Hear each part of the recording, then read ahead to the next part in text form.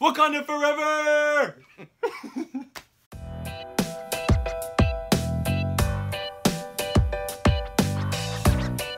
What's up, guys? Jake Blaine here with Apocalypse Movies, and I am joined today by Brian Avolicino, and we are here to do a special review of Black Panther. This is going to be a full spoiler review of the latest Marvel adventure, the solo adventure that is. We're excited to talk about it. We've been waiting for this movie for months now. Long time. Very, very excited. A lot of things to talk about. Try and cut it down to under 10 minutes as best as we possibly can. But if this review isn't enough for you, we're going to have a spoiler discussion later on, probably like Monday or Tuesday of next week after everyone has seen it, got a chance to kind of, breathe and relax about it, and then we're going to get into a little bit of discussion about it. A lot to talk about. Yeah, so as far as Black Panther goes, I mean, we saw him in Captain America Civil War, all right, and he debuted there. We have Chadwick Boseman as T'Challa. We kind of get a little bit of backstory with him there. His father died. We kind of got about the feeling of Wakanda and his people and what he meant and what he's going to mean in the future. And as far as in the future, this is the future. Like, this is what that film led up to, is him taking over the throne of Wakanda. And so it seems like it takes pretty close. Like, yeah, almost I mean, weeks. there was that dialogue in the beginning of the movie where, or not dialogue, but the news stuff in the beginning where it said a week ago, his father died or whatever it was, and it seems like that adventure in the beginning of the film kind of took place a week from Captain America Civil War, but the movie is actually 2 years ago, which kind of seems weird. I don't know. If it's real time, I'm not 100% sure. To be honest, I kind of just took it as it was like a week after. Yeah, and so either way, I mean, we get everything Wakanda in this film, and it's, I mean, right off the bat, it's magnificent. Now, Wakanda as a nation, as a people, visually in the film itself is just fantastic. The way it was crafted and created, just by visual effects and kind of how they used real props and CGI, and the way the city looks on the street level compared to like something up sky where you see vibranium buildings and whatnot. I mean, it's a beautiful place to look at. Oh yeah. And you want to live there. Yeah, no, definitely. And then you get into all the technology and kind of everything that's going on. Very interesting, so different in the world of Marvel. And this is, by far, I think we could say this is the most unique Marvel film we've ever seen. Completely. Completely different than any other one. Completely different. Yeah. But needed almost. I felt like it, I mean, I know we're still It's a breath of fresh air. I know we're still in phase, what, 3? phase 3. Phase 3. It felt like the start of a new one. Yeah. It literally felt like that's how I felt the whole. And Josh, our friend who is not as big, said the same thing. He goes, "Are they starting a new thing?" And I said, "No, this is the end of it almost." Yeah. But it was awesome. Yeah, definitely. And so after kind of getting a little bit of T'Challa and Wakanda and kind of venturing into the world with the Dora Milaje. And then you get Nakia, played by Lupita Nyong'o. Awesome. His mom, his sister. Like, you get everyone around him, all the supporting characters around him. Then we get into the good meat of stuff with Andy Serkis's Claw. We kind of get a little backstory about how long he's kind of been evading them. Freaking nuts. Yeah, Andy Serkis plays is awesome. But then we get Michael B. Jordan.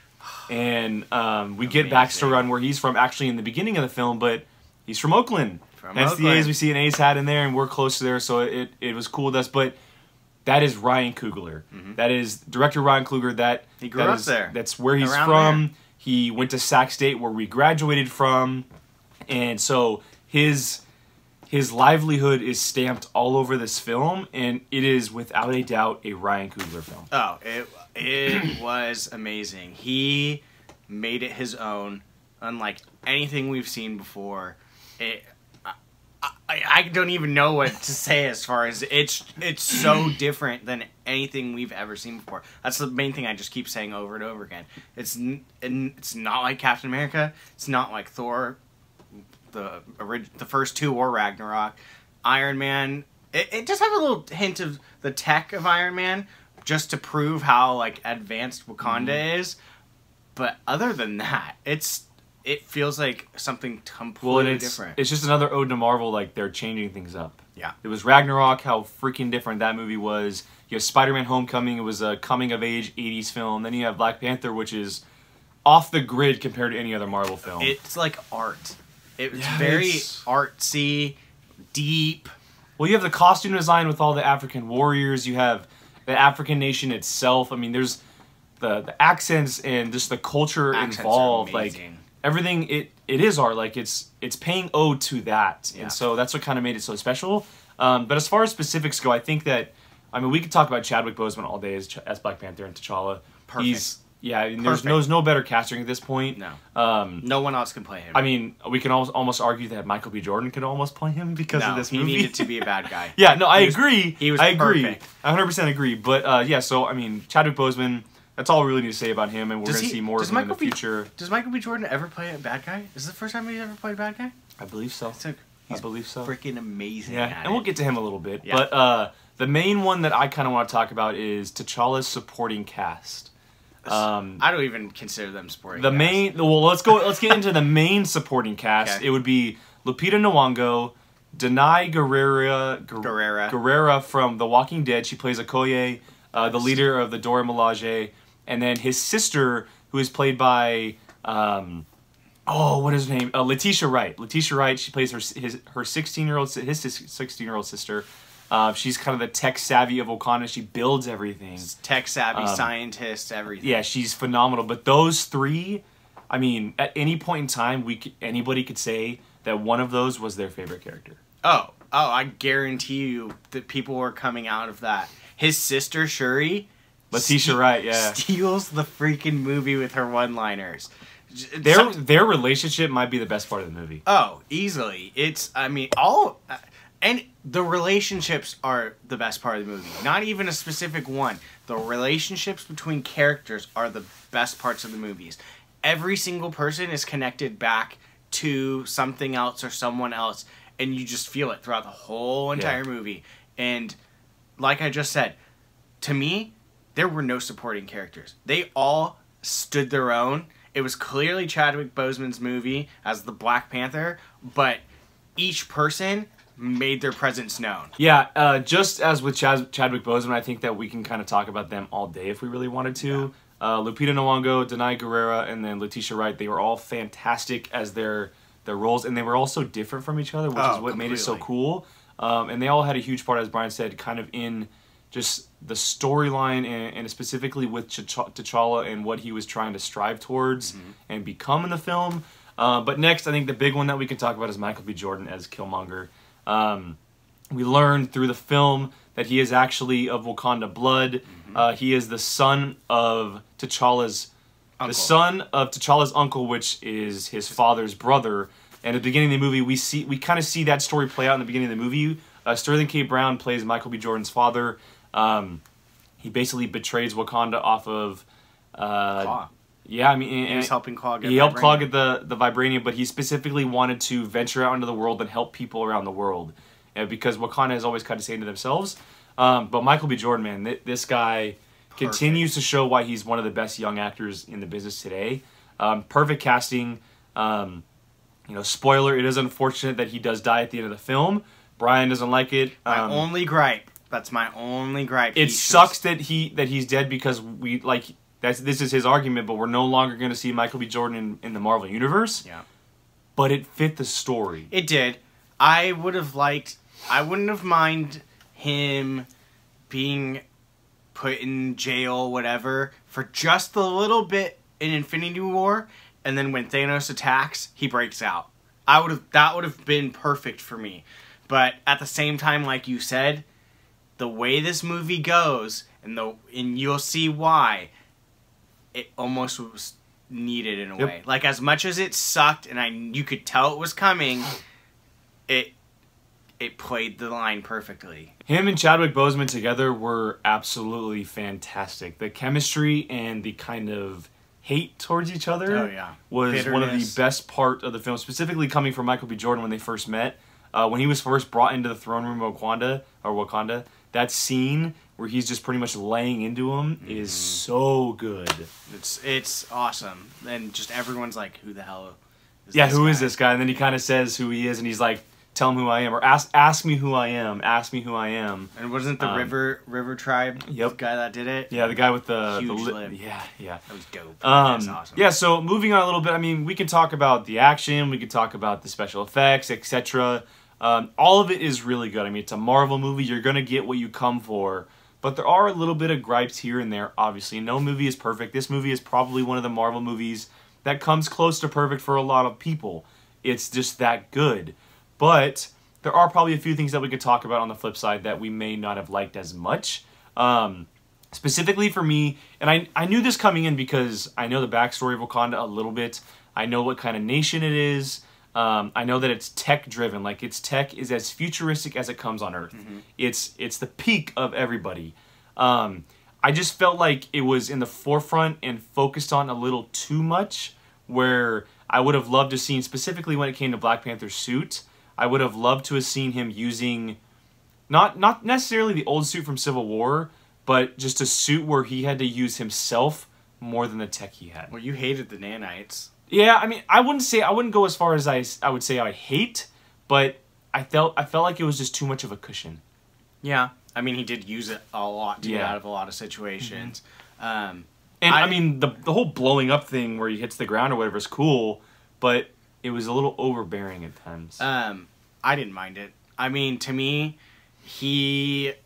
it's letting you know that these people are this city of Wakanda is beyond anything. Mm-hmm. His sister is beyond smarter than Tony Stark. Yep. She is technology savvy beyond Tony Stark. They are the leading city in technology, and it's making you know. And I have a feeling the reason they did that is because it's going to play huge in Infinity War when. Well, the world, at the end of the movie, we now know that the world knows what Wakanda really is. To a certain extent. Well, I mean... Because that guy at the end asks, what can you provide to us, thinking that they're a third world nation. And here, little do they know, it's above anything in the whole entire world. It's basically Wakanda is Themyscira for Marvel. It's hidden in Africa. Yeah. It has just a giant invisible dome around it. Yeah. And I mean, you can see the technology. Everett Ross was about to be paralyzed, and within hours of getting back to Wakanda, he can walk. His sister healed him. Yeah. And he like fractured a vertebrae or something. Yeah, he like basically like severed his spine, essentially. And she was just like, oh. And what was the line? Oh, you brought me another white boy to fix? That was the best. Yeah, no, and again, that just shows the comedy in this movie. It wasn't used as much as other Marvel movies, but it was used in the right spots for the most part. There were maybe a few here and there. But another thing that I did want to talk about, and I wanted to get your take on it because we hadn't really talked about it, but the action in this movie was great. Mm-hmm. It was used very well for the style of movie that it was. But to me, I felt like sometimes it felt very muddled. Quick shots, moving camera, and didn't really get a sense of what they were trying to go for sometimes. It did a lot of slow motion attack. I would have loved to have seen kind of a little bit more creativity with the action. And not just that, like the hand-to-hand stuff was awesome. Hand-to-hand combat was great. But as far as like him being the Panther and, you know, really using his abilities, it wasn't really there. I felt like. Well, that's because I think it's because most of those scenes he didn't have his abilities. So maybe you just get, I think a lot of the time you get... I guess I keep going back to that Korea scene. In a good way or bad way? The car scene wasn't what I guess I would have hoped for. In what sense? It just, I felt like it didn't have as much, you know, backbone to it as the trailers gave off. Like it was like the scene in the trailers. Well, that's what our friend said. Is he goes, I expected that to be a lot more of the movie, which I'm glad it wasn't. I wanted them in Wakanda the whole entire time. I agree. So for them to get out, I was kind of like, oh, here we go. He's leaving Wakanda for somewhere. Mm-hmm. No, for me, it was perfect amount. Made its point. Get out of there. Get back to the city. So I think in a way, I feel almost like you're satisfied by it. I was satisfied by it because like I said, I did not want. I'm in Wakanda. I'm satisfied that they didn't spend a lot of time outside of Wakanda. I guess I was looking for a little bit more from that specific scene because it was so built up in the trailer. I mean, as far as action goes, not just like story wise or whatever, just action goes. We never saw anything in the trailer with Shuri and the General, and that their whole car chase was pretty big scene. So. Yeah, no, that's true. Yeah. One last thing before we kind of move on. What did you think about Claw dying? I wasn't surprised, but I was at the same time. I think that it would have been a little bit much if he would have just kept on escape. This second movie in a row. Well, they said in the movie he's evaded them for 30 years. 30 years. So like, I don't know. I think I'm more surprised that they killed him and didn't just like lock him away and use it, because they killed off two of his biggest villains. Mm-hmm. The only person left is Manape, and throughout this movie, he's a decently good guy. He could have taken Black Panther's powers, but he chose to pay a life debt and give him. So, I mean, the thing that I was thinking of is if they would have established, well, it's Jabari, I believe his name was? No, Jabari is the Rhino one. Mm-hmm. His name was not Manape, so I don't like using it. Oh, M'Baku. I forgot where I was going with this. If I didn't want them to make him, here's your future villain, because it would have reminded me of Doctor Strange. Yeah. That's the whole time I was thinking, like, it's going to be exactly like Doctor Strange, where he's this, like, decently good person throughout the time. The very end, it's going to be, here's your next villain. Yeah, no, I totally agree on that. And going back, Claude, just for a second, I was surprised.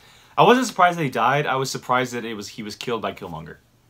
Oh, yeah, no, I would have... I would have much rather seen him die in Wakanda, not by Black Panther's hand, but by just something in that rather than just out of nowhere, kind of really... Yeah, I mean, it ended up being, like, a really important reason. Oh, it was like the pivotal scene because it got Michael B. Jordan to Wakanda. Yeah, well, and then it started, I can never remember anyone's names. The Rhino tribe. Yeah. Their revolution. I mean... The revolution is live. Yeah, that was his general, for the most part, because the Dora Milaje they didn't really want to help him, but they were sworn to. Sworn to the throne, yeah. If, obviously, Killmonger takes the throne, so, I mean... spoiler, he becomes king. Yeah. And he takes the gold Jaguar, which is, kind of cool. Yeah. All right, to wrap it up, let's just go ahead and give it a score. 10. Out of 10. Holy Lord. I loved it. I want to go see it again immediately. Oh, my God. All right, well, so you have 10 out of 10. Yep. I'm going to give it I've been going back and forth. I'll give it a 9.25 out of 10. It's fine. You're so disgusted by me. No, I really don't care. I loved it. I want to go see it again. Like no, hey, don't. This movie is everything we had hoped for. It's gonna do everything. I'm trying to find out the DVD release date in the day. Yeah, this film, it's everything it was hyped up to be. There's so many good things about it. It's so powerful. I mean, the crowd last night was crazy when we were watching at the end. There were people dressed up in full Black Panther costumes. Yeah, it was crazy. And Killmonger costume. Yeah, so this Black Panther is well worth your money. It's well worth being seen on the biggest screen possible. I feel like that was one thing you needed. We saw it in a really, really cool XD theater here in Sacramento, and it was perfect. The sound, the visuals, everything. So yeah, you got 10 out of 10 from Brian. You got 9.25 out of from me, and again, if we watch this movie, these scores might change. He might not like a few things. I may like some things a little bit more. It could vary. And again, we're going to do a spoiler discussion here early next week. Check us out on then. Our scores, again, we might see it before then. Might change. You'll be able to find out Jacob, McKeith, and Gio's score on that as well. Mm-hmm. So yeah, there's our Black Panther spoiler review. Can't thank you enough for joining us today, Brian. Glad you were able to join me. I know you've been waiting to talk about this movie for a very long time. Glad we were able to do this. Yep. Check us out on apocalypsemovies.com, this YouTube channel, everything we got going on here. iTunes as well. Everything is now up on iTunes. Free downloads for you guys. Very, very easy. Again, thank you for joining us. And until next time, see you later.